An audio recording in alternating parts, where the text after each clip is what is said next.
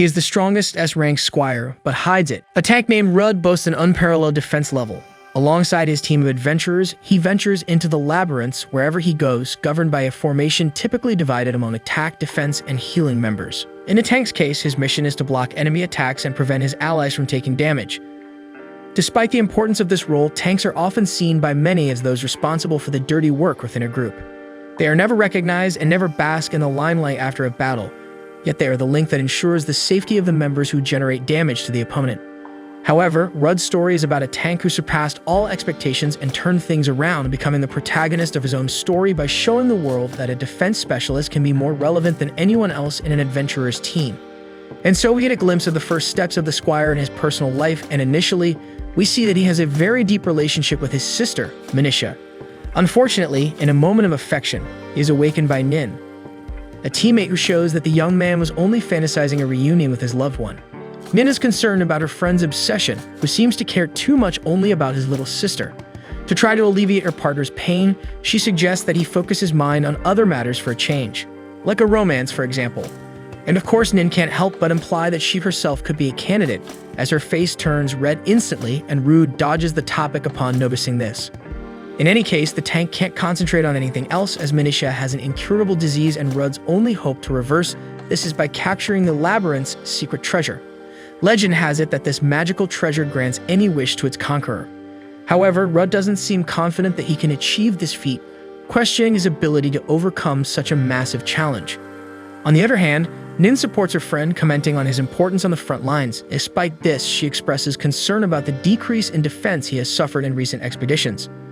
Rudd agrees, as he himself doesn't understand the reason for this sudden loss of status, and this weakness ends up causing him to consume many support items or overburden Nin with his healing. For this reason, Rudd feels responsible and apologizes to his companion, but once again she lifts the Squire's head, emphasizing how functional the team is, largely because of him. After all, Rudd has a shield with a defense value of 9,999, a status never seen before. In other words, the guy is an exceptional defender, and Nin thinks that even if a new member joins the group, he has to keep his head high. When Nin mentions a new member, a hero praised by all enters the room, having conquered many labyrinths at a very young age. This warrior is called Keglis, the leader of the group to which Rudd belongs. The boss gathers the entire team and announces that 2 more fighters will join the team. Nin doesn't like the idea and confronts Keglis, as according to the labyrinth rules, the maximum number allowed per formation is 6 people. With these 2 additions, they have a total of 7. But Keglis knows exactly what he's doing and expels Rudd in front of everyone, calling the former partner a useless tank. In the last battle, he lost a significant portion of his defense status instantly, compromising the mission's outcome.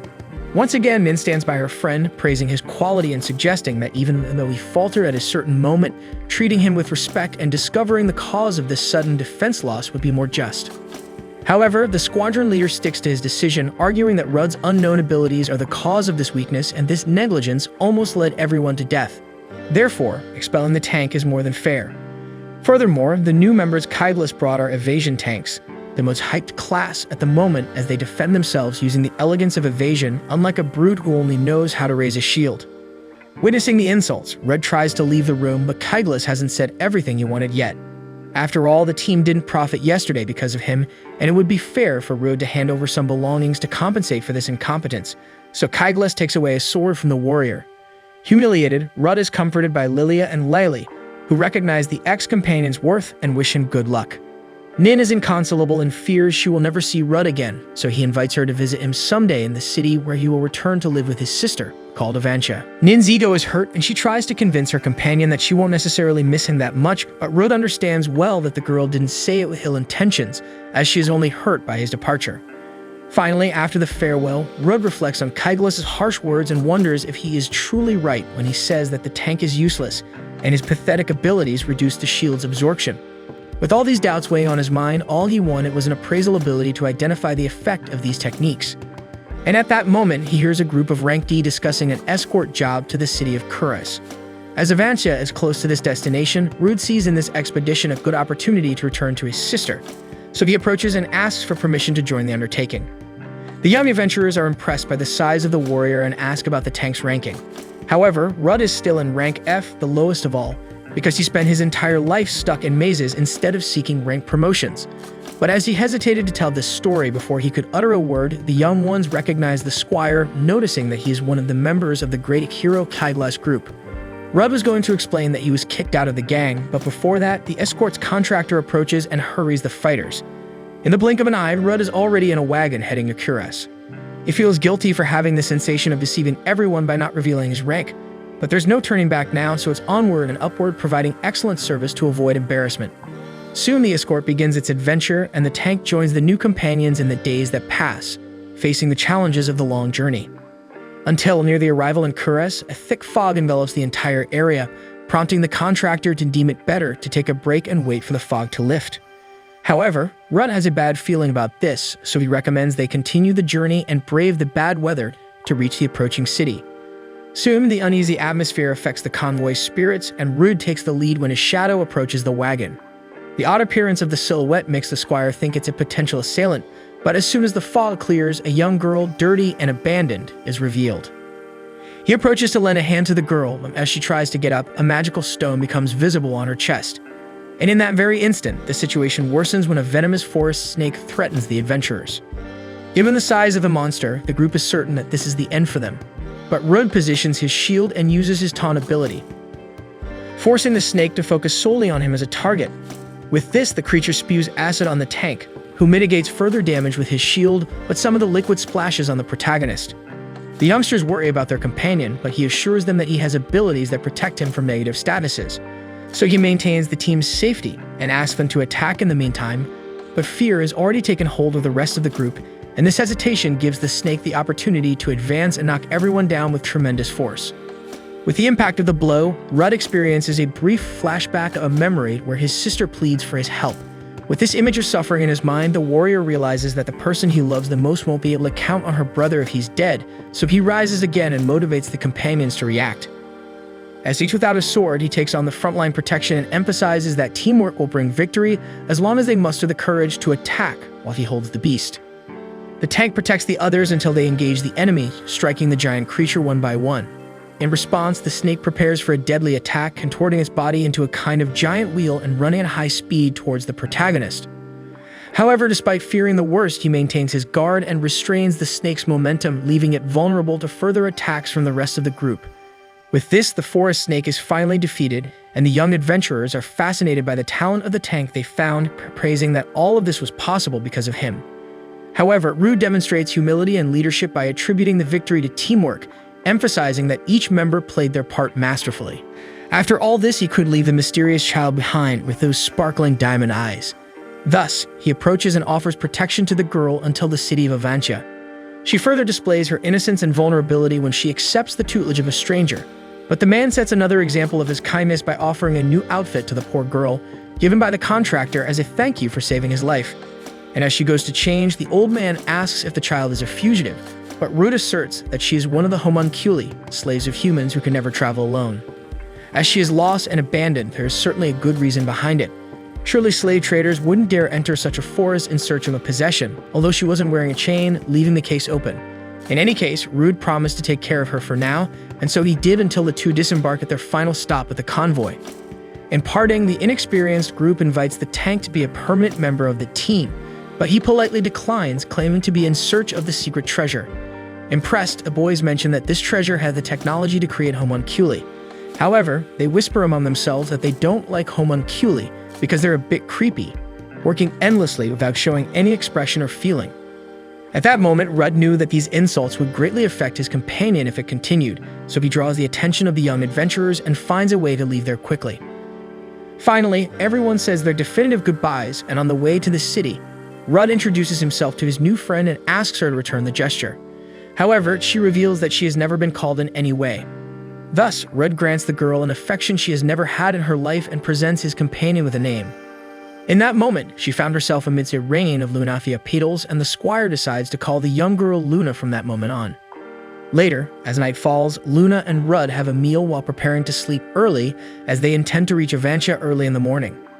However, wild wolves disrupt the group's peace and attack the child. Contrary to expectations, she reacts with a knife, skillfully eliminating all three animals. Witnessing this scene, Rudd is certain that Luna is an illegally created homunculus, a distinct class with emotions others lack, along with an unmatched ability to fight. Normally, illegal homunculi are feared and discarded, but the fear in that child's eyes reminds Rudd of his sister, so he quickly forms an immediate affection for the girl.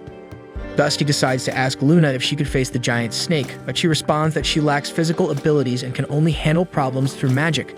This makes Rudd think that she can mimic the effects of abilities.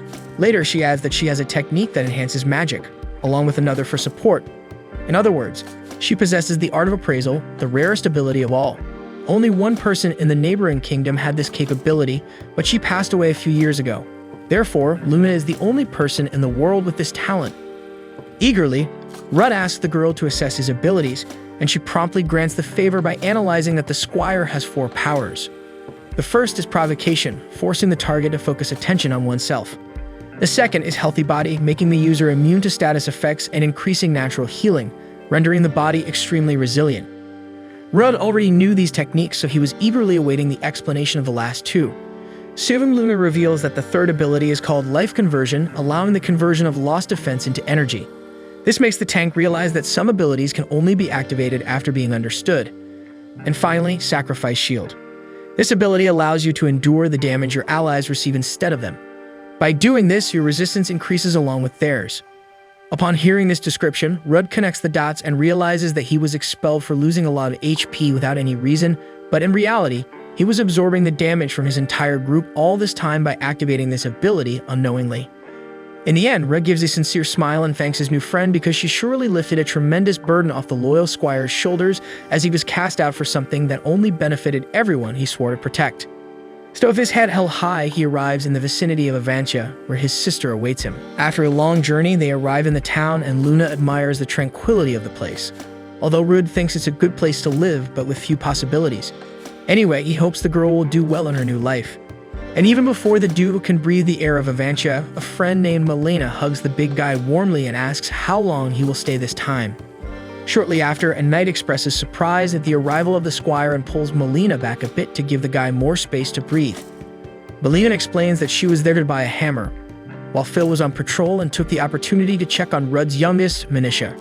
Rudd is pleased with his protective spirit, feeling at ease knowing the whole city keeps an eye on his sister while he's away.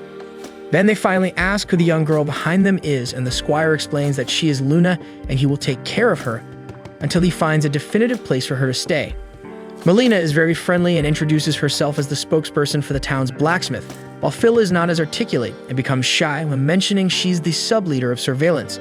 Everyone teases the girl's introversion, and this elicits a sincere smile from Luna, indicating that she is starting to feel more at ease. Later, they arrive home and Rudd asks the girl to speak quietly, as his sister may be sleeping. However, soon the guy smells the aroma of several tomato dishes that he loves so much. Behind this, the author of the recipes comes into the kitchen, welcoming her older brother with the usual affection. Rudd is extremely happy to reunite with his sister and introduces Luna, saying that she will spend some time with them. Manisha embarrasses the little one with her kindness, and then invites her to eat together, while the big brother drools over his sister's beauty and politeness. Manisha intends to prepare another portion, but as she is unwell, Rudd offers to help. During the preparation, Luna asks why Rudd's sister's hair keeps waving on her head, and the young man explains that some people have very peculiar physical characteristics. In Manisha's case, it's her hair. It moves according to her emotions. After that, the boy asks how his sister knew he was about to arrive, and she replies that it was a premonition. Once again, Rudd is amazed by the girl's kindness in preparing one of his favorite dishes upon arrival, but Manisha calms her brother's excitement by asking if he's an idiot. All this affectionate exchange makes Luna comment that the two are really close. Finally, lunch begins and Luna is trying to hold the spoon, but as she has used this utensil few times, she ends up dropping it on the floor. This triggers a memory for her, where she is eating with several other children. With all this going through her head, the girl feels unwell and apologizes, promising not to repeat the same mistake, but the siblings hurry to comfort her, showing that it was nothing serious and teaching her how to hold the spoon correctly. At that moment, she holds Luna's hand to give her more confidence, and with this gesture of affection, Manisha says that she will teach one thing at a time, so Luna needs to learn without haste. Over time, the three spent their days together, strengthening their bonds until Luna finally felt she had a home. One day, she even cooked a feast for the two friends to prove that she had learned everything Manisha taught her in the kitchen. During a meal, Rudd noticed that the food tasted like his sister's seasoning, making him imagine that this is the result of the homunculus learning abilities. After lunch, the siblings decide to take their friend to explore the city and meet the people. When Manisha went to get clothes she offered to Luna, the brother is enchanted again by the older sister's attitude. Manisha offers to help Luna change clothes, but this embarrasses the little one and she grabs the clothes hastily and runs up the stairs. At that moment, Rudd knew that the homunculus was afraid that someone would see her magic stone. With everyone ready, the tour of Avancia begins, and Rudd explains that the city doesn't have an adventurer's guild or a church, only a blacksmith and an apothecary with an excellent orchard. As for the blacksmith, there's Melina's father asking if Rudd would like to have a son with his daughter. Once again, he declines the proposal, and after introducing the man to Luna, Rudd discusses an important matter with the blacksmith, asking him to produce a new magical sword for him, as the old one was stolen by the cheeky Kagles. Razel agrees to the job and informs that his daughter will participate in the process, as she is skilled enough for it. In the next stop of the tour, Luna gets to know the monster plantation, where vegetables turn into creatures. As they grow from mana, they can be cultivated in any season. Moreover, they are very nutritious. In the middle of this explanation, two kids comment that Rudd is dating the girl who is accompanying him.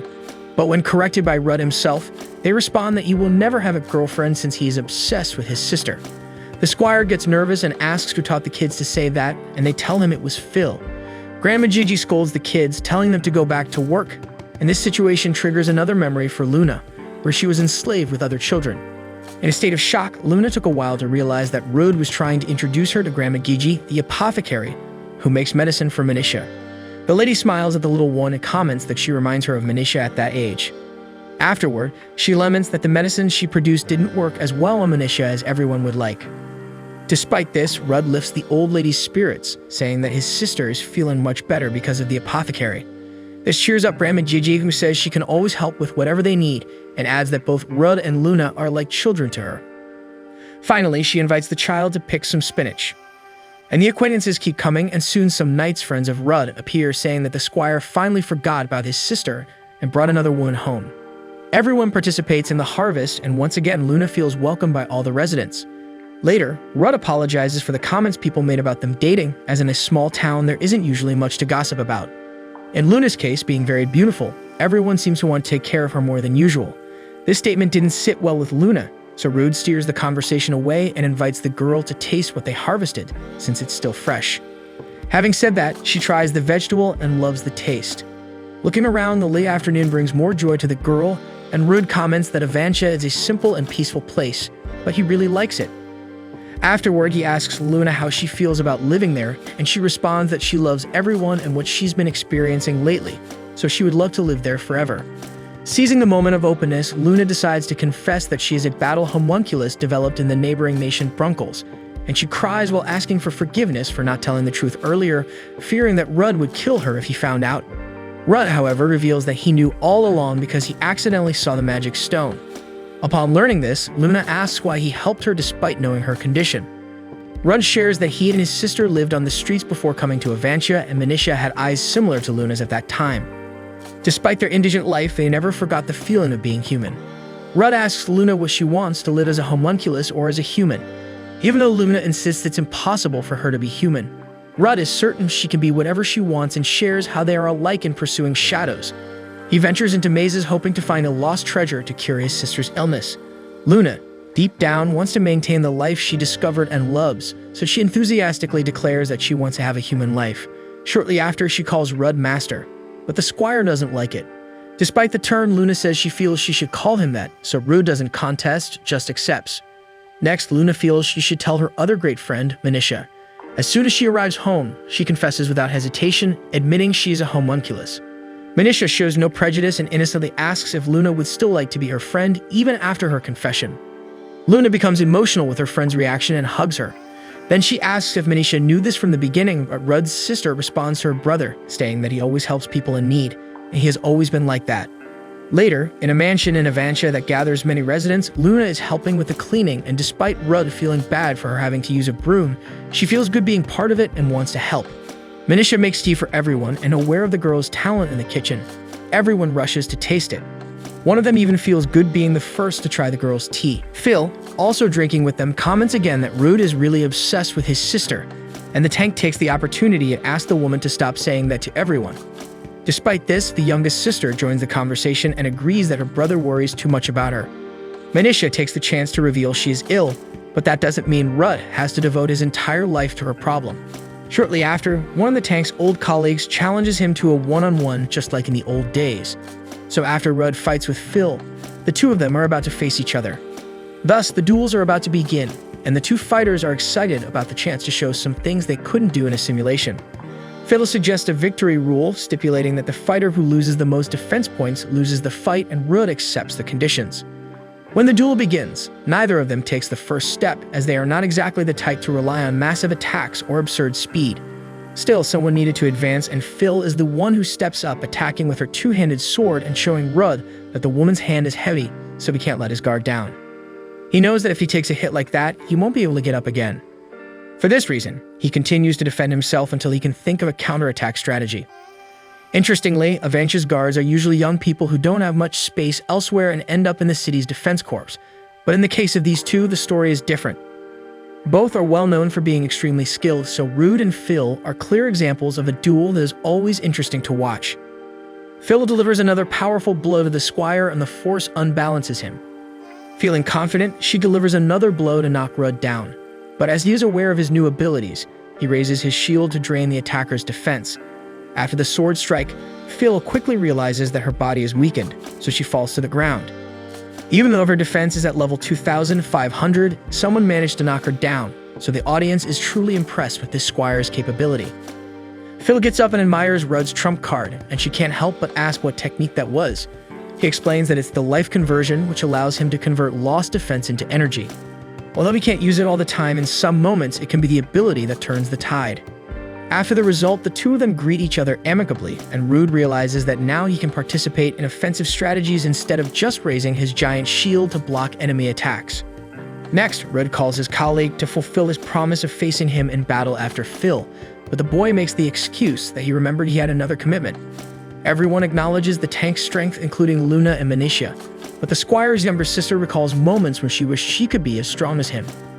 Back to the memory where she was on a staircase, everyone whispered about her having an incurable disease, asserting that only Rudd would survive such a situation. Manisha coughed intensely due to her illness, and people predicted that she wouldn't last much longer. In this exact moment of suffering, as everyone speculated that the girl simply wouldn't make it, her brother appeared, embracing her and showing that all was not lost.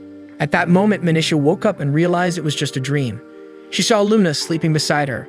This brought relief, and she was certain that her brother would always be there to protect her from all harm. Nevertheless, she still worried about his happiness. After all, without the burden of taking care of his sick sister, Rudd might have a much more peaceful life, doing the things he wanted without the constant concern for his ailing sibling. Next week, we'll have more of this anime as soon as the new episode is released, so go ahead and subscribe to the channel, and don't forget to hit the like button below to support this video. See you guys.